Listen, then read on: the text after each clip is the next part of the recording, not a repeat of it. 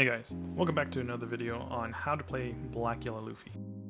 This build is from the OP09 finals in Japan, so there's quite a few differences from my first video and the build that I was going there. So let's check out the differences and what to expect from this build. The first main difference is we're having two Kuzans. So on play, we'll be able to draw one card, so that'll be able to get us through cycling our Ace, Luffy, Sabo cards. And then when attacking, we get to choose an opponent's character card and give them -4 during that turn. This is really going to help for any of those hard hitters, so that instead of having to battle them and KO them, instead you can combo this off with the Kaido that's in this deck build. So just make sure to save him, appropriately. We only have 2 cards of him, so use it wisely. It's a very situational card. Similarly, we have the one-legged soldier, used for the same reason, combo with Kaido to KO anything. And then of course Kaido, we have the ability to discard 1 from our hand, and then we can essentially KO a character of 7 or less. And they have to discard 1 card from their hand. So very powerful move to make, making them stay on their toes. Then we have Ivankov. He's going to be used to not only block, but to be able to set up one of our Luffy, Sabo, Ace cards into our life, and then play, of course, the child and get that rolling. Next, we have Egghead Luffy. Going to be very important for any decks that have a lot of low-cost counters. By trashing this card, we'll be able to KO up to a cost 4 or less, as long as we have 2 life or less. So it's really good for any annoying low-cost characters. Just trash this, get it out of the way, and move forward. We also will be taking 2 less Ace cards for both the child and the grown-up version. Alright, with that out of the way, let's go and get to the game. Here, I'm going to decide to mulligan because I don't like having the late game, 2 of the late game cards in my hand. So here, it's much better to have your 5 costs and even a child. I don't have to worry about any searchers since I already have these in my hand. We're going to be playing kind of passively, but really it's going to lead us into an aggression. So here, we're always going to try to take a hit whenever we can, but because this is also going up against a mirror matchup, we don't want to be too aggressive.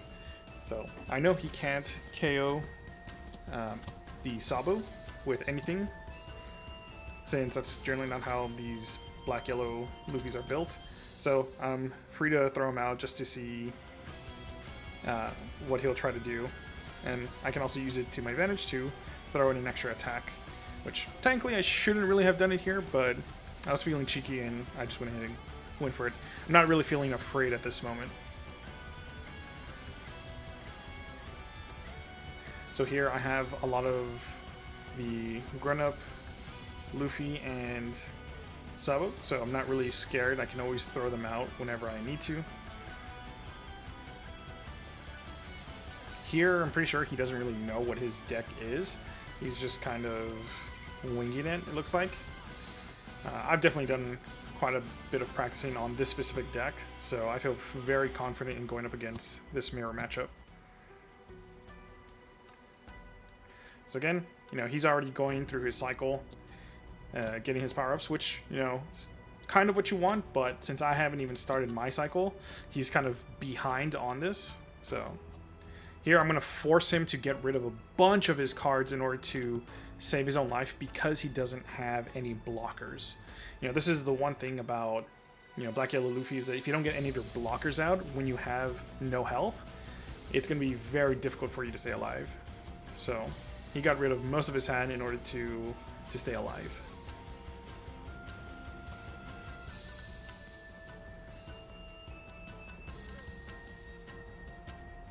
Here I'm also just waiting for this last life to go. If he doesn't take it, then I'm just gonna take it with my own Luffy. Okay, now here I'm going to defend my life as much as possible.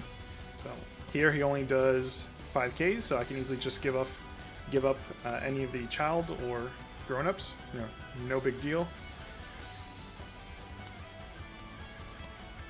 Alright, now I'm going to get both my Luffy out.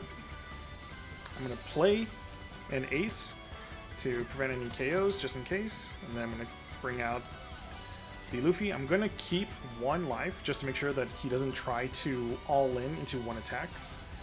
So even if he does try doing that, he still has to follow up with another attack, which right now he has basically nothing to attack with other than his leader card. Here I'm just checking what he's going to play. Of course he's going to play both his Luffys, which is perfectly fine. He can't really do anything with those egghead Luffys. And there's nothing to KO.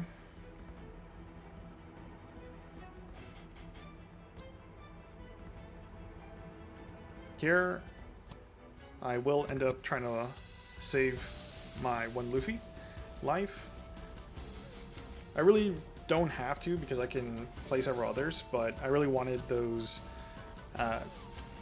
child versions in the graveyard so that I can then play the same Gecko Moria card. Okay, so here, again, draw 2, trash 2.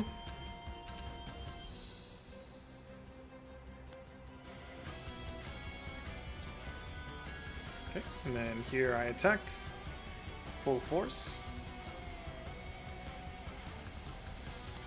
Takes the hit.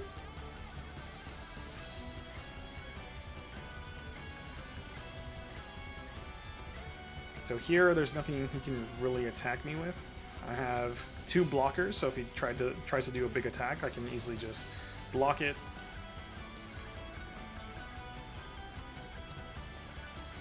Here he's trying to power out, but he's still confused as to what it is that he needs to do in order to win. But again, I'm not scared. I can see what he has in his graveyard. He's not going to be able to stop me.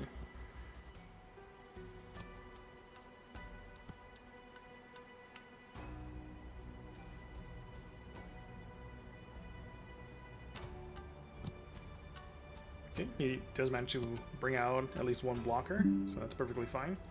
I have enough power to power through it. Here, he didn't have enough to attack me, which was kind of weird because he was hoping that I would freak out over the attack. Here, like I said, attacks me full force, so I just use one of my blockers. Here, even 9k, if he has the 1k, that's perfectly fine. Now I can just all in into 1 attack, and it's not going to be an issue. Thank you so much for watching. Make sure to leave a like and subscribe, and I'll see you in the next video.